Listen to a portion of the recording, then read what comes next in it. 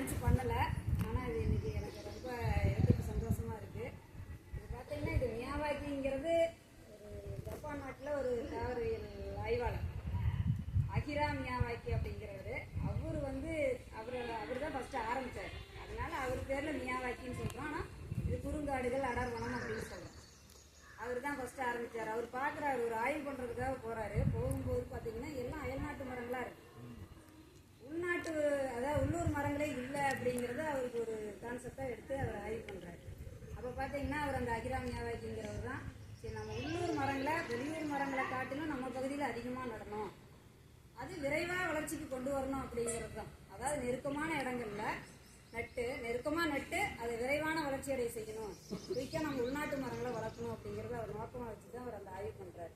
அந்த ஆய்வில் அப்படி தெரிஞ்சோடனே அதுக்கப்புறம் உள்நாட்டு மரங்களை வந்து ரொம்ப நெருக்கமாக நட்டு அது என்ன நெருக்கமாக நடும் பொழுது சைடில் எங்கேயும் போகிறதுக்கு இல்லை. ஏன்னா சைட்லேயும் நெருக்கமாக இருக்குது. 2 சைடு நம்மளை போட்டு நசுக்குனாங்கன்னா நம்ம என்ன ஆகும், நேரம் மேலே அந்த கான்செப்டில் தான் அந்த செடிகள்லாம் வளருது. அப்போ அது ஒரே போட்டி. அதுக்கு என்னென்னா சூரிய ஒளி எனக்கா உனக்கான போட்டி போட்டுக்கிட்டு போய் சூரிய ஒளியை அப்சர்வ் பண்ணுறதுக்காக அது நேராக மேல் நோக்கி வளருது. அது வந்து நமக்கு அப்படி வளரும்போது நமக்கு வந்து அது வந்து பறவைகளுக்கு ஒரு தங்குமிடமாக இருக்குது. அதில் பழங்கள் வரும் பொழுது அது உணவாகவும் மாறுது. அடுத்து அதில் வைக்கக்கூடிய பூஞ்செடிகள் வந்து மொத்தத்தில் பயோடைவர்சிட்டி தான் அதனுடைய நோக்கம், பல்லுயிர் பெருக்கம். தேனீக்கள் வந்து எடுத்துகிட்டு வந்து அது நிறையா தேன் கூடு இருக்கும், பறவைகள்லாம் நிறையா வரும். இயற்கையான வனத்துக்கு இதுக்கு என்ன வித்தியாசம்னு பார்த்தீங்கன்னா அதில் வன விலங்குகள் இருக்கும், இதில் வந்து அதுக்கு வாய்ப்பு இல்லை. ஆனால் இயற்கையான வளங்களை அழிக்காமல் அதுக்கு துணையாக நாம் வந்து செயற்கையாக ஒரு வனத்தை உருவாக்குறோம்.